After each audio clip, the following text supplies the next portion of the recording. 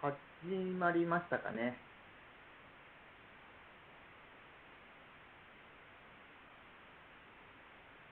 始まったかな。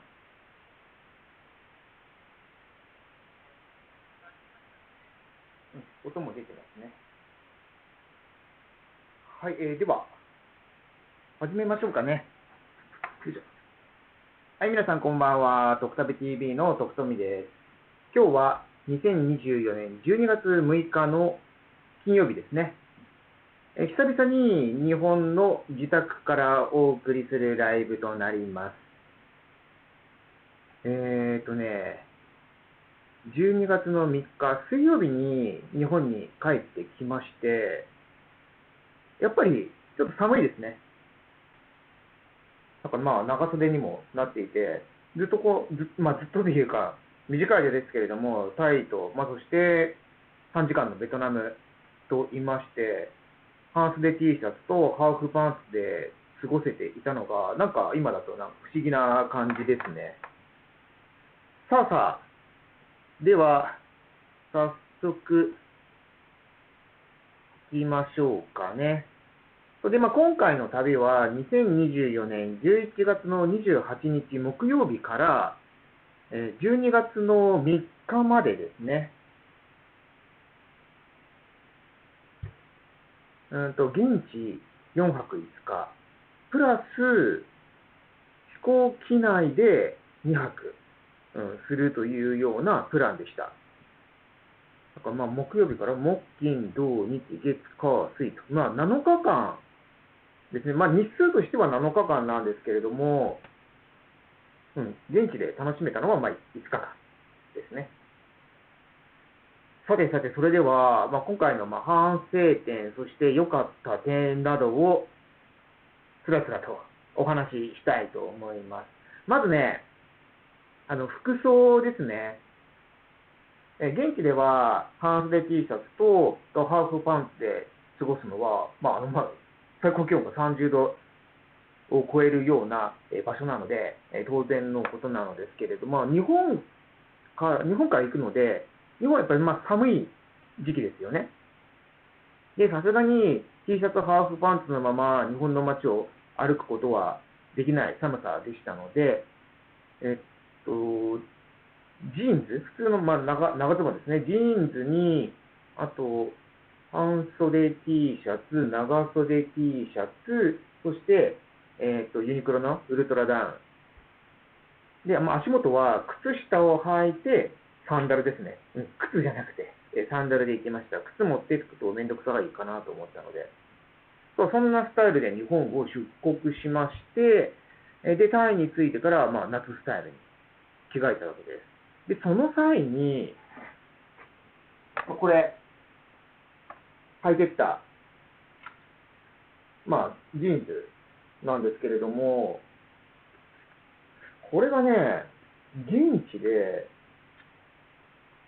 だいぶ邪魔だったんですね。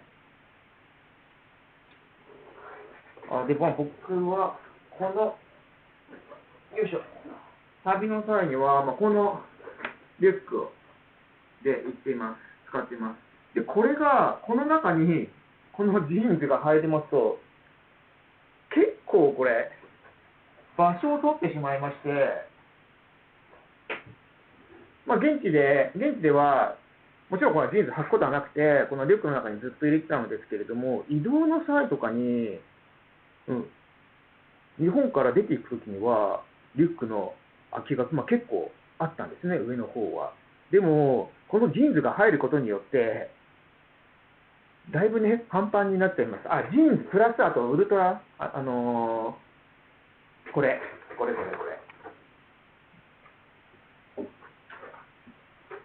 これ。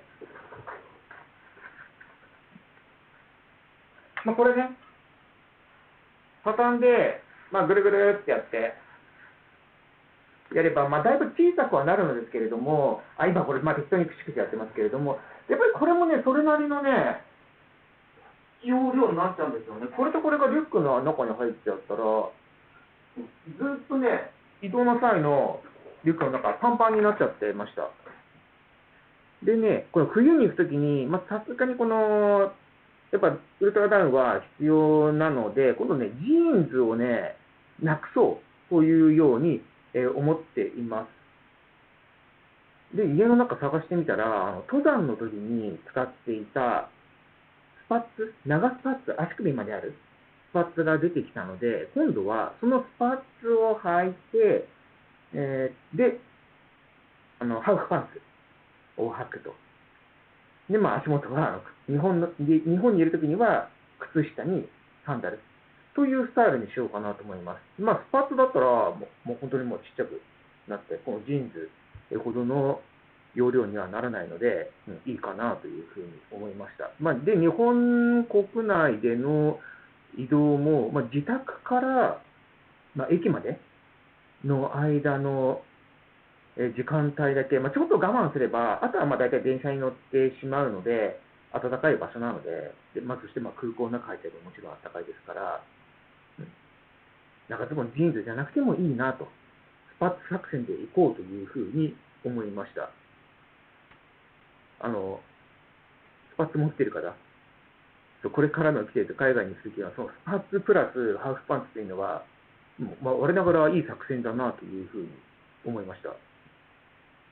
で次に海外行く日程というのは、まだ全然決まってはいないのですけれども、もしかしたらね、2月か3月あたりかなというふうにも思っています。で、その際には今言ったスパッツプラスハーフパンツ作戦を実行しようと思っています。で、次にね、僕の動画撮影用のカメラ、今この配信しているカメラが、映るか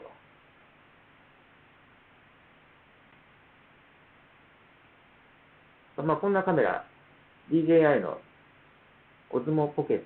3というカメラを使っているんですけれども、パッケージがこんなやつですね。で、これすごいちっちゃいカメラなんですね。手にこうやって持つようなタイプの。で、このカメラを10月に式根島に行った時に、実はね、ちょっとミスをしてしまって、落としちゃったんですよ。落下させてしまって、壊してしまったんですね。で、交換となって、優勝交換で1万円ぐらいかかっちゃったのかな。というような事件がありました。で、そこで今回は、落とすことを防止しようということで、こんなね、ネックストラップを事前に買っておきまして、で、ここに、カメラにつけてるこの紐とガチャッと装着して、仮にね、手元から滑ったとしても安心だというようなシステムにしようというふうに思っていたのですけれども、なんと、このストラップを家に忘れていってしまいました。持ってくのを忘れてしまいました。せっかく用意したのに。そして、ハンドストラップもカメラにつけてなかったんですね。でも、このネックストラップ頼みだったんですね。で、そこでね、さすがにね、このノーガードでカメラを持ち歩くのはちょっと怖いなということで、現地調達しました。ナイキの。それで、現地ではこのストラップを使って、歩く時とかには、ここにカメラつなげて、手に持って。で、これやっていけば、もし何かあった時でも、手から滑っても大丈夫と。で、そして、ないでしょうけれども、ひったくられた時にね、大丈夫かなと。でね、このストラップが、タイで、バンコクで40バーツ。4.4 円で計算すると、176円。180円くらい。痛い出費ではなかったので、むしろ安かった。安いんですかね。そのおかげで、なんとか事故を起こさずに、カメラを落下させずに、この旅を乗り切ることができました。次に3点目の反省点なのですけれども、SIM カードについてですね、僕はいつも、タイに行く前に Amazon で SIM カードを買ってるんですよ。で、その SIM カードをタイに着く前に飛行機内で自分の iPhone に入れてるんですね。で、その際に、ちょっと事前に用意してきます。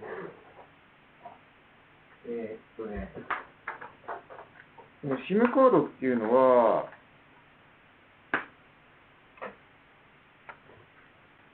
こんな感じで、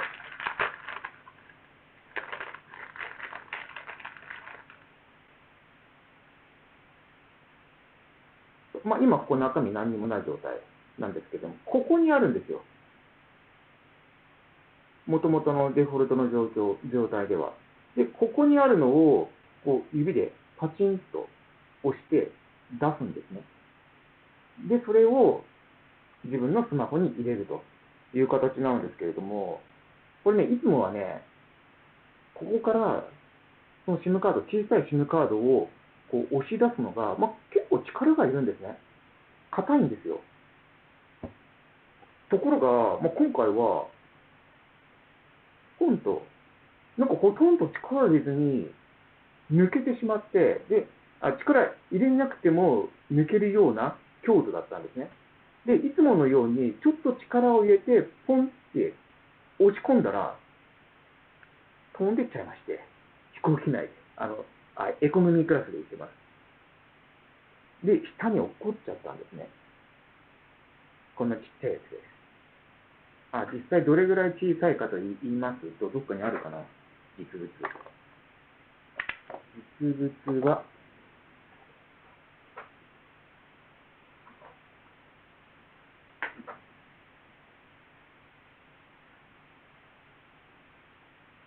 は、これです。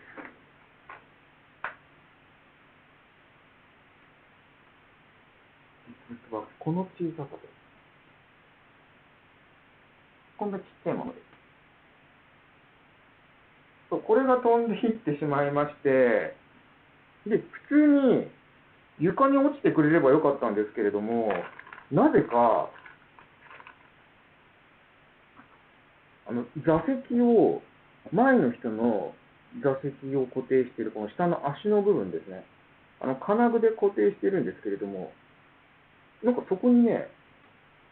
どう表現したらいいかわかんないんですけれども、本当にね、わずかな5ミリぐらい ?5 ミリぐらいかなの隙間があって、そこにポンって入っちゃったんですよ。で、入っちゃって、指では取れないんですね。すごい狭い空間なので、多分皆さんもイメージできるかと思いますけれども、狭い席の中でそんな下にあるものを拾うなんてことは非常に難しくて、しかも5ミリの隙間に入っちゃってると。縦に入っちゃってる。そう。で、もう仕方がないので、もう諦めようと思ったんですね。で、タイに着いてから、SIM カードを空港で買おうかなというふうにも思ったのですけど、着陸をして、みんなが降りていって、で、僕が床に這いつくばれるような状況になって、ツンツンツンツンってやって、たまたまね、たまたまというか、これはいつも持ち歩いているものなんですけれども、SIM カードを入れる際に、こういうピンを使って、このスマホのサイドにある SIM カード入れというのを出すんですね。このカードを使って。このピンを使って。これを持ってたので、これでね、座席の金具の隙間をほじほじして、なんとか抜き出すことができまして、無事にね、新たに買うことなく、SIM カードをスマホに装着することができました。なので皆さん、飛行機内で SIM カードを自分で入れるという方は、落とさないように気をつけてください。僕もね、もうね、こんなめんどくさいことはもうやりたくないので、十分に気をつけて、落とさないように操作しようと思っています。もしくはね、もう eSIM にしようかなとも思ってるんですよ。で今回の SIM カードというのが10日間で50ギガ使えるというものだったんですね。で、Amazon で1000円で買いました。1000円くらいで。で、ところがね、eSIM なんですけれども、同じぐらいの容量を同じぐらいの日数使えるというものが、Agoda とかでよく見てみると、700円、800円だったかなぐらいで買えるようなので、今後はね、物理的なその SIM カードではなくて、eSIM でやってみようかなと。次回はちょっと eSIM チャレンジしてみようと思っています。普段日本で使っている SIM は、ここは eSIM です。で、ここに SIM カードは入れてません。日本で使っているスマホに SIM カードを入れている人は、自分の SIM カードを取り出して、で、海外用の SIM カードを入れるという作業が、一手間増えますね。で、自分のその SIM カード、日本の SIM カードは絶対なくさないようにしないといけないというようなこともあります。なので、やっぱり eSIM がいいんですかね。そういうね、物理的になくすとか、そういった心配がないので、多分、皆さんも eSIM 使っている人も多いんじゃないかなというふうに思います。ただね、自分でいろいろとね、設定したりとか、そういうのが苦手な方は、海外、現地について、空港とかで大体 SIM カード売り場ありますので、そこに行けば、そのお店の人が全部やってくれますので、楽と言っては楽ですね。さあ、次の反省点、1、2、3、4点目は、今回、タイでは、タイの中でバンコクで開催されている日本をテーマにしたイベントに行ってきました。で、そこで、いろんなね、お菓子もらったんですよ。で、お菓子をもらって、で、今残ってるのはね、これだけ、一袋だけです。全部でいくつもらったんだろうな、あとね、6個ぐらいあったんですけれども、で、それをね、このライブの時に皆さんに紹介しようかなというふうに思ってたんですけれども、全部というか、この1個以外食べちゃいまして、現地とか飛行機内とかで、残ってるのは、これだけになってしまいました。俺もね、なんだかわかんないんですよね。Google 翻訳で、これかざせば、なんとなくわかるかもしれないのですけれども、これはあれか、鳥か。鳥っぽいですよね。で、なんかディップする。辛いソースがついている鶏肉味のスナックですかね。見た感じのイメージでは。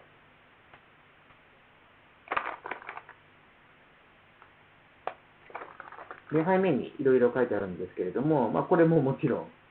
最後です。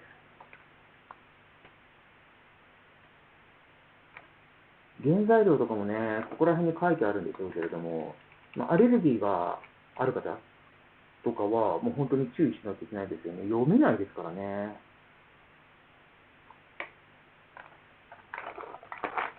で、またこれね、後日、どこかのタイミングで僕食べようと思います。多分これ辛いですよね。さて。で、次の反省点はね、モバイルバッテリーについてですね。モバイルバッテリーは、僕はね、いつもね、2つ持っていくんですよ。で、1つは、これが、日常使いのものです。いつもカバンの中に、日本国内での出かける際にも入れているもので、これはね、ケーブル付きで、ケーブル不要で、カチッと充電できるものなので、重宝しています。これがね、僕にとってのレギュラーモバイルバッテリーです。で、プラス、予備として持っていくのが、こちらがね、大容量のもの。これがね、1万、容量1万、ちょっと単位の読み方がわかんないんですけど、1万です。で、これがね、3万なんですよ。これ、機内持ち込み、大丈夫なんです。各航空会社。3万という容量でも。一般的に販売されている、この小型のモバイルバッテリーでは多分大容量の、ものなんだと思います。ところがね、これをね、使おうと思ったら、一応ね、ちゃんとね、こうね、表示はされるんですよ。ところが、ケーブルつけて、何かを充電しようと思っても、できなかったんですよ。どうも、壊れてるっぽいです。で、それなりの重さがあって、このレギュラーのものに比べると、サイズ感もやっぱり、倍ですよね。で、それが使えないと。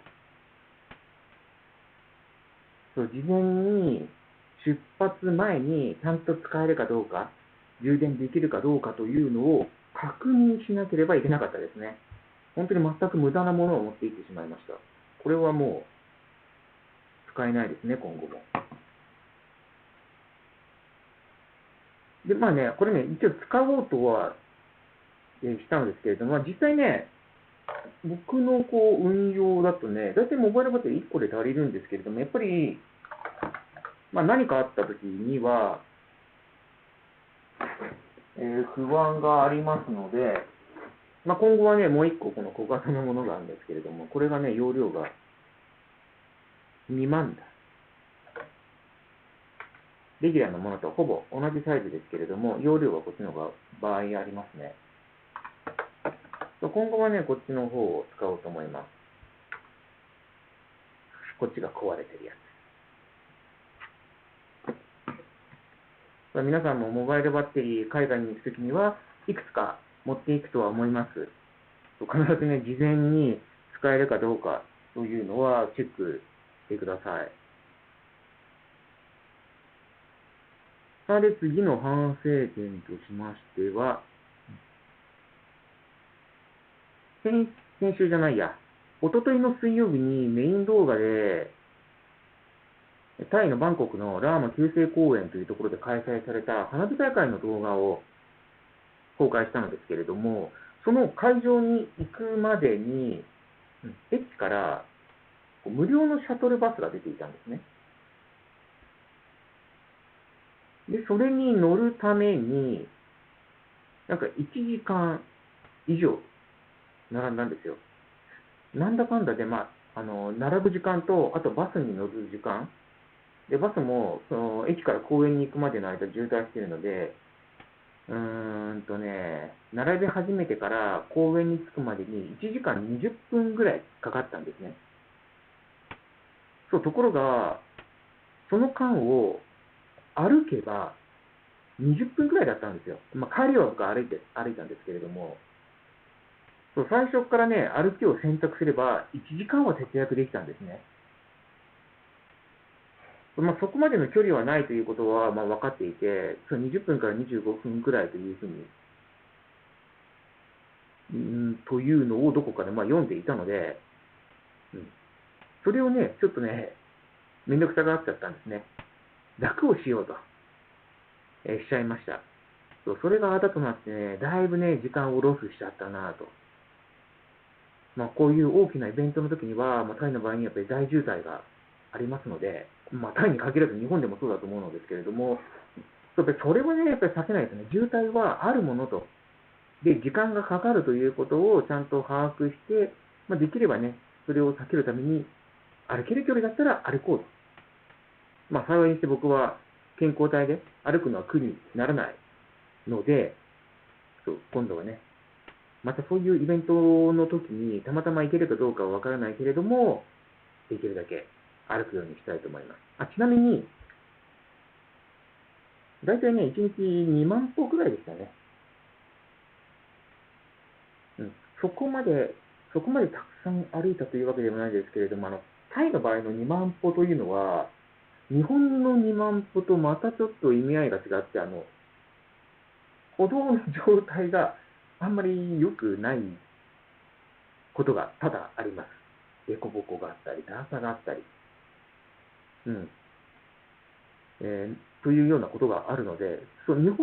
本で2万歩歩くよりも、もう疲れはあります。ありました。さて、次の反省点としてはね、体重がね、増加しましたね。行く前に比べて大体1キロぐらい増えています。で、さらに、自分の想定している体重が、そのプラス1キロを含めますと、3キロぐらいオーバーしていますので、ちょっとね、最近ね、自分で毎日ね、本当はね、ちゃんと運動をするというようなことを決めているのですけれども、今年に入ってから、あんまりね、うまくできていないですよ。特に夏以降。そう、従ってね、ちょっとね、今ね、体重が増え気味、増加傾向にありますので、これはストップしないといけないなということで、今後ね、今後というか、今日はもうあれなんで、明日からちゃんと運動を再開しようと思います。そうできるだけね、60キロのライン、60キロというのが僕にとっての目安なんですけれども、そこまでね、落とそうと思います。急激に落とすのは、体に悪いと思いますので、1ヶ月に1キロくらいのペースで落としていこうかなと思っています。さて次に、今度はね、良かった点についてお話ししたいと思います。で、僕は、タイに行く際には、基本高級店には行きません。ローカル食堂に行くという。で、大体目についた適当なところに入るというようなことをやっているのですけれども、今回に限らず、8月や10月の旅でもそうだったのですけれども、食べに行ったお店、すべてが当たりでしたね。外れはありませんでした。これはちょっと嫌だなとか、まずいなとか、そういうふうな感じるお店はなかったですね。ご飯がちょっとね、なんかちょっとパサパサしてるな、というようなお店はありましたけれども、あとはあれか、一箇所、サイアムパラゴンというショッピングモール、巨大ショッピングモールの中のフードコートに行ったんですね。しかも土曜日の19時過ぎ、大混雑の時です。でもそこで、ご飯を買ってもね、席がなかなか見つからないという、僕一人なんですけれども、その一人分のスペースすら空いていない。10分くらいかかったんじゃないかな。ちゃんと座れるまでに。土曜のその大混雑する時間帯にあえて行かなくてよかったなと。もうせっかく美味しい食事だったんですけれども、食べるまでの時間がかかってしまったということがありましたので、あんまり僕、そういうね、フードコートは、ショッピングモール内のフードコートというのは、あんまり行ってない。1回の旅で1回はでも行ってるか。ターミナル21には行ってますね。ということは、でも大体ね、そんな混雑する時間帯ではない時間に行っていました。で、今回みたいな、土曜の19時過ぎという時間、これからは行きません。誰かがいればね、ちゃんと席を取ってから、で、交互に買いに行けばいいですからね。一人だとね、席の確保が事前に確保することができないので、荷物を置いていくわけにはいかないですからね。で、良かった点の2点目としましては、割とね、一日中行動をしていました。大体ずっと行動していましたね。夜も行動していました。今までの旅だと夜ってあんまり出かけなかったんですよ。でも今回は、夜もね、毎回出かけてましたね。サンセットディナークルーズに行ったり、日本をテーマにしたイベントに行ったり、花火大会に行ったり、ナイトマーケットに行ったり。で、これまで、そんで行動できなかった。大体こうね、昼間宿でゆっくりしたりとか、あと夜も出かけないというようなことがあったんですけれども、こう一日中行動できた理由としましては、まず第1点目としては、プールがない宿に泊まりました。前回、プールがある宿ということにこだわって、ホテルを選んだんですけれども、そのプールがむちゃくちゃ気持ちよくて、なかなかプールから抜け出せなかった、ということがありました。プールに入っていること自体は、すごく、いいことだと思うのですけれども、そのせいで外に出れなくなっちゃうという、ことがあったので、今回プールなしの宿です。でしかも、ドミトリーです。個室ではなくて。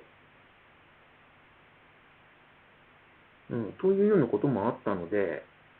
あんまりね、宿でゆっくりするというようなことがなかったんですね。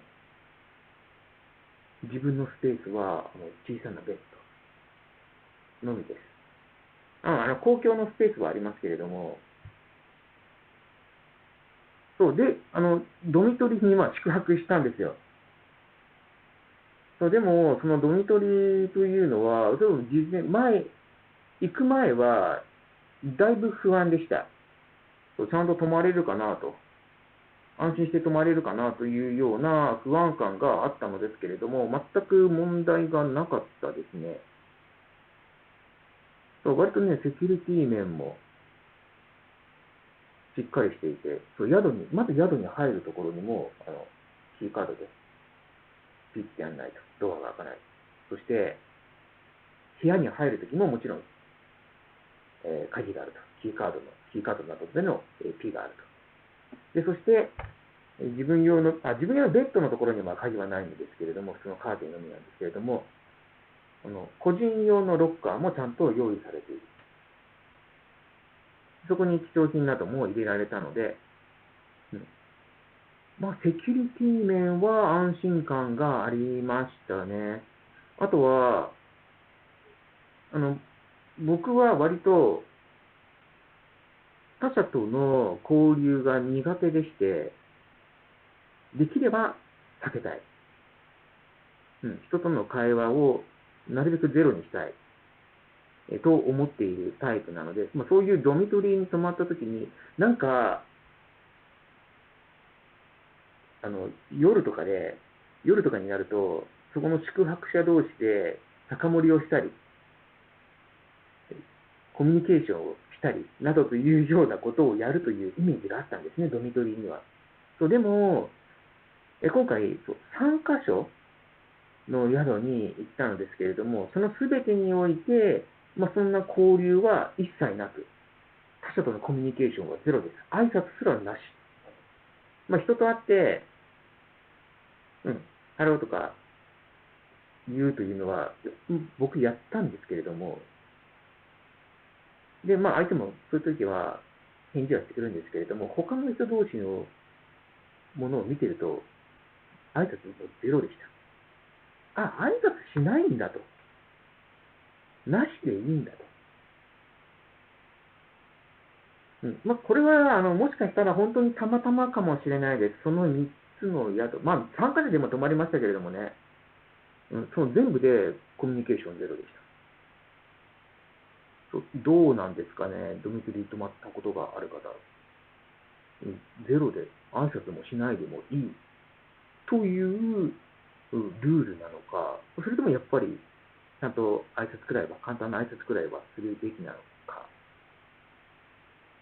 今回は、挨拶は最低限に僕はしておきました。で、そして、会話はしません。どこから来たのとか、そういうのもゼロでした。一緒に食事をするなんていうのももちろんなしでした。これでもいいんだというようなことであれば、ちゃんとしたホテルじゃなくてもいいなと、ドミトリーでもいいなというふうに思いましたね。でね、あと、ドミトリーの場合には、電源が少ないんですよね。普通の旅人であれば、僕みたいに動画を撮影しようというような目的がなければ、もうそんなに充電するものないですかね。モバイルバッテリーとスマホくらいですかね。そうだとは思うのですけれども、僕の場合にはこうスマホ、カメラ、マイク、時計、あとは、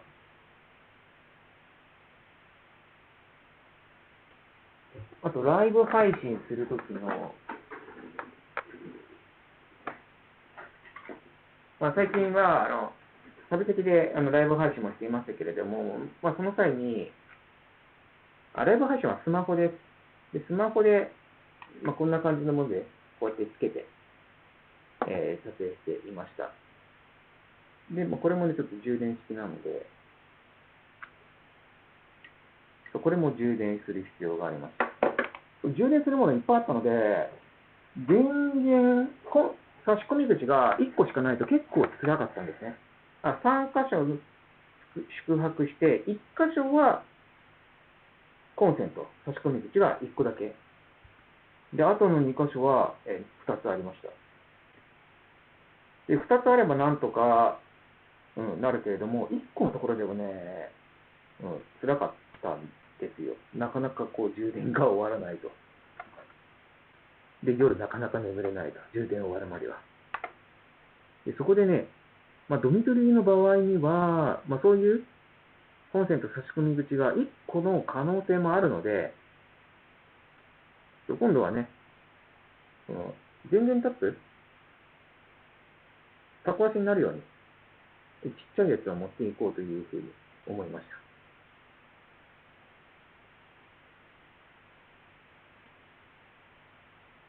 た。さあ、で、次に、お金についてのお話に行きましょう。今回の旅は、現地で4泊5日、まずね、タイだけ、バンコクだけのお話をします。バンコクでは4泊5日でした。現地滞在が。で、そこで、航空券、行きがエアアジア、で、帰りがベトジェット、両方 LCC ですね。で、エアアジアが23,925円。成田空港からドンムアン空港まで。で、帰りのベトジェットエアが、スワンナプーム国際空港、バンコクスワンナプーム国際空港からホーチミンを経由して成田空港に戻ってくるというものです。これが29,834円。で、合計が53,759円、5万円オーバーです。これぐらいだったらね、許容範囲かなと。ただね、ベトジェットエアは、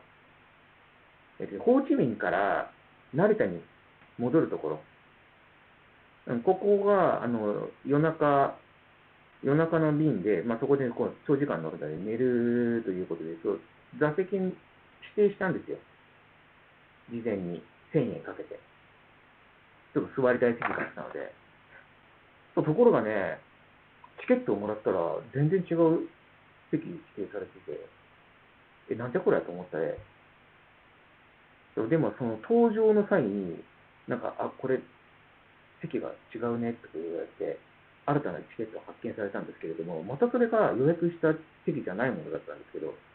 めんどくさいからもういいやと思ってその席に座っていって、1000円無駄にしたなというような感じです。でもその、新たに、出してもらった席は、隣に人がいなかったので、それは良かったなと。で、飛行機代は、だいたい5万4千円くらいですね。往復で。で、ホテル代に関しましては、基本1泊2000円です。合計で4泊して8322円。4泊で8000円ですからね。むちゃくちゃ安いです。で、食費は、5日間、何食分だ12で、最終日は1食なので、13食分か。で、9925円でした。約1万円。で、交通費は、現地でバスに乗る、MRT 地下鉄に乗る、BTS に乗る、ソンテルに乗る、エアポートレールリンクに乗る、トゥクトゥクに乗る、などとがあって、大体5000円です。5日間で5000円。で、雑費に関しましては、1800円ぐらいですかね。洗剤、あとトイレ。だいたい5バーツかかるとこありますからね。で、あとはさっきのこのストラップ、などなどですね。で、あと、保険ですね。僕はクレジットカード負債の保険ではなくて、ちゃんと別個に保険をいつも入っています。で、それが4560円でした。で、すべてトータルしますと、83,430円。これは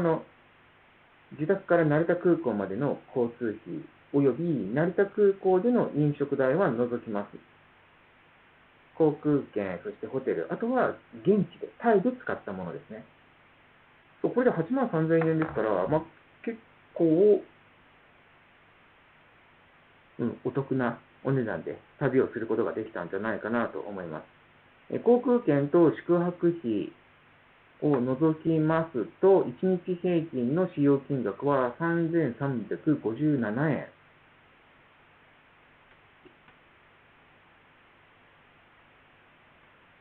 ところがね、10月に行った時の1日平均の使用金額は2500円でした。で、8月の時には1800円。だんだん高くはなってきています。でも今回ね、3300円とは言ってはいるのですけれども、実はね、割とね、大きなお金使ってるところがあるんですよ。で、それがね、初日のね、ディナークルーズ、サンセットディナークルーズ、日本円でだいたい2500円。あと、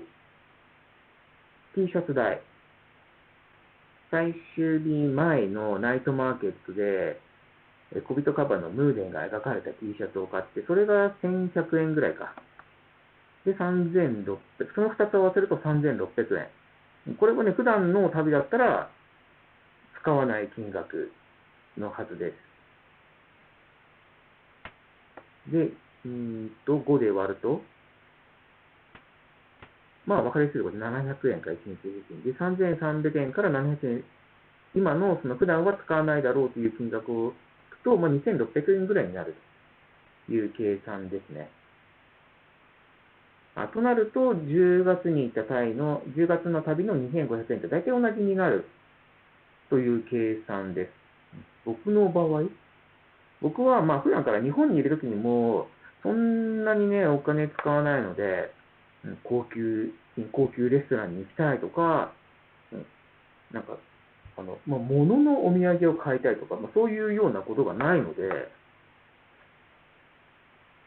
それぐらいの使用金額で収まります。だいたい2500円か。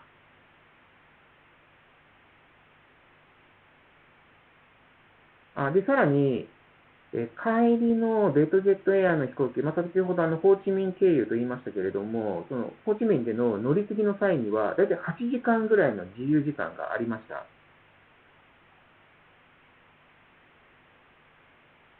で、ベトナムのホーチミンで使ったお金が7085円。だいたい日本円で7085円。ホーチミンで結構使ってますね。でね、そのホーチミンでは、ベトナムでは、僕、SIM カード使わないで、普段日本では楽天モバイルなんですね。通信で、日本で契約しているのが。で、楽天モバイルの場合には、1ヶ月無料で2ギガ海外で使えるんですよ。で、ベトナムもその使用エリアに入っていまして、で、もちろんタイの SIM カードを抜いています。抜いた状態で使おうとしました。で、飛行機を降りた時には、何もせずに通信できたんですよ。ツイッターにも投稿してました。ところが、ちょっと経ったら、全然繋がらなくなっちゃったんですね。端末を再起動しても、モバイル通信の設定のところをいろいろ見返して、オフにしたりオンにしたりなどというようなことをやっても全く繋がらなくて、で、これ以上ね、頑張ってなんとかしようとしても時間の無駄なので、現地で空港で SIM カードを買っちゃったんですね。で、その SIM カードの値段が38万ドンだから2280円か2300円ぐらいです。この無駄出費があったので、7000円使っちゃったけど、それを引くと4700円か。だいぶ、タイでの1日の使用量に比べると使ってますね。で、それなぜなのかというと、ベトナムではグラブ使いました。グラブカー。で、それがね、だいたいね、1700円ぐらい使ってるんですよ。空港からそのホーチミンの繁華街のエリアまで行くのに、繁華街までの往復で。それを除くと1700円、3000円だから、でもそれでも食費とかで、なんだかんだで4000円ぐらいは使ってるんですね。ちょっとね、まだね、ベトナムのね、全然慣れていなくて、ベトナムの、物価感覚というものが、よく分かってないです。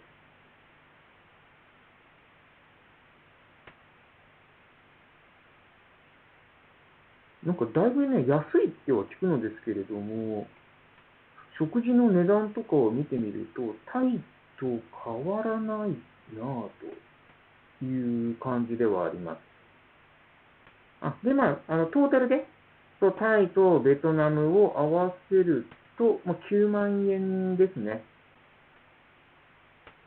4泊5日、プラス機内2泊で9万円。贅沢をしなければ、僕の場合、頑張って節約をしようとか、貧乏旅をしようとはしていなくて、日本と同じように普通にそこら辺で食事をして、交通機関利用して、というような感じで9万円で済んだと。ホテルがね、ドミトリーで1泊2000円で4泊、というようなことがあったので、だいぶ低く抑えられたのかなと思いま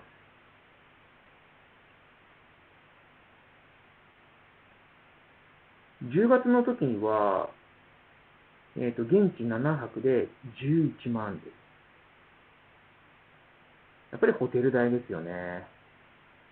ホテル代の平均が5400円か。今回の旅のホテル代の平均が2000円なので、ホテル代でだいぶ大きな差が出ていますね。で、8月の旅の時には、もうこれね、航空券がね、10万円だったんですよ、往復で。ちょうどお盆の日本の観光シーズンというようなこともあって、LCC ですら10万オーバーだったんですよ、僕の行きたい日程だと。で、タイ国際航空、タイ国際航空がなぜか最安だったんですね。最安い、多分ね、中国とかそういうところを経営するともっと安く行けたんだと思うんですけれども、直行便の場合に最安がタイ国際航空でした。で、10。8月航空券だけで10ですね。今回は全部込み込みで9。大きな違いがありますね。やっぱり時期を選ぶ。日本の観光シーズンから外れると、だいぶ安く行けるんでしょうね。で、次回にまたタイのバンコクに行くとしたら、ホテルはね、多分またドミトリーで泊まっちゃいますね。これだけね、安く泊まれるのであれば。あと、航空券、飛行機なのですけれども、次回はね、もっと安くしようかなと企んでます。どれぐらい安くなるかというと、3万円切りますね。2万8000、2万9000ぐらいの航空券が実はあったりします。それはね、中国経由。どこだったかな、どこの会社だったかな。具体的には、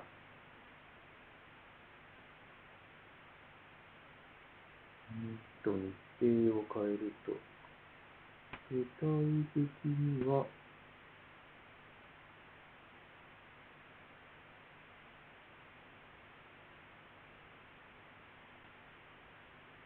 中国国際航空、エアチャイナとか、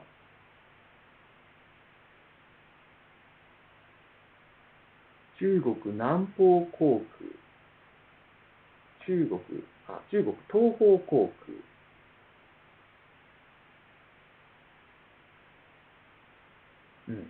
ですね。北京とか上海を経由すると、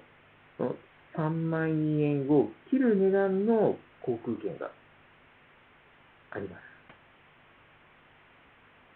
中国経由ということで、ちょっと心配があったりはするのですけれども、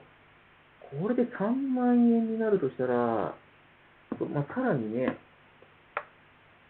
旅行の金額は抑えられるなと。ただ、直行便に比べると、だいぶ時間のロスは出てきてしまうので、短期間の旅の場合、今回のような現地4泊5日にしたいという時には、厳しいかなと。もうちょっと長めの時には、1週間以上というような時には、この中国経由の便使ってもいいかなというふうに思っています。大体僕は航空券を調べるときには、最初に、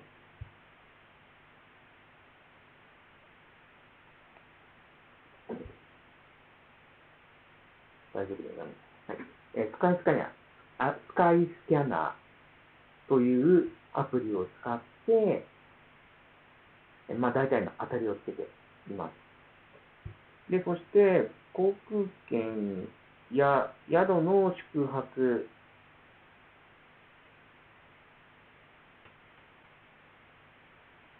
をする際には、アゴダ。大体いつも概要欄にリンク入れてるんですけれども、アゴダというサイトを利用して予約をしています。なんかね、ちょっとね、見てみますと、その他に、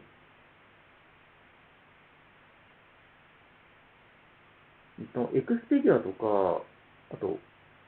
何でしたっけ、ホテル .com です。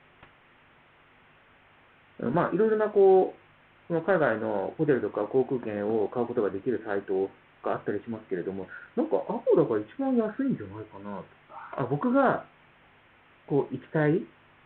泊まってみたいというようなホテルだったり、航空券だったりというのを検索してみると、大体アゴダが最安なんですよね。なので、僕はアゴダを利用しています。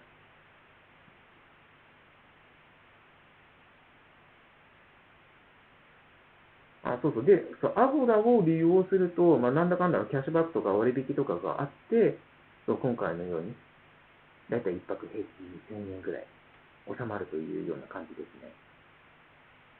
皆さんもいろんなサイトを調べてみて、自分の好みのホテルの値段を調べてみて、ぜひ、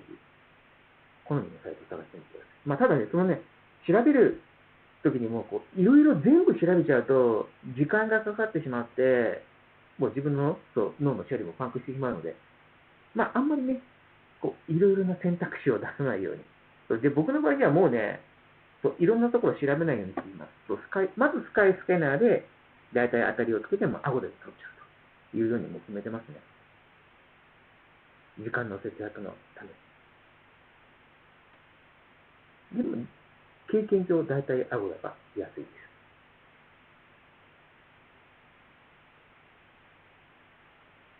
そんな感じで、今回のね、11月28日から12月3日まで、現地4泊5日、そしてプラスすることの機内2泊という旅の一人反省会をやってみました。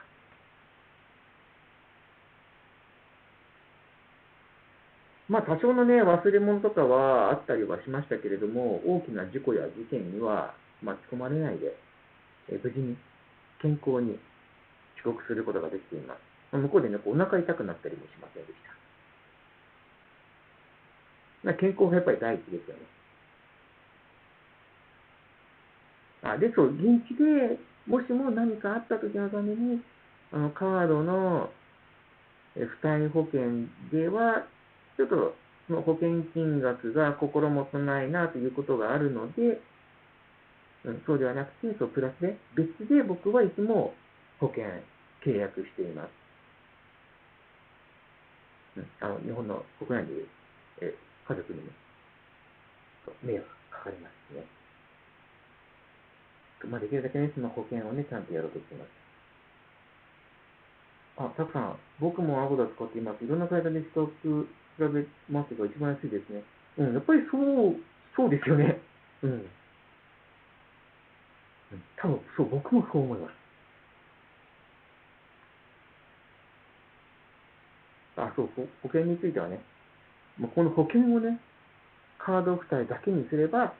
また金額は抑えられるけれども、やっぱり何かあった時のために、できるだけたくさんの保険金が入るようにするために、タイプです。僕は旅保というサイトで、保険契約しています。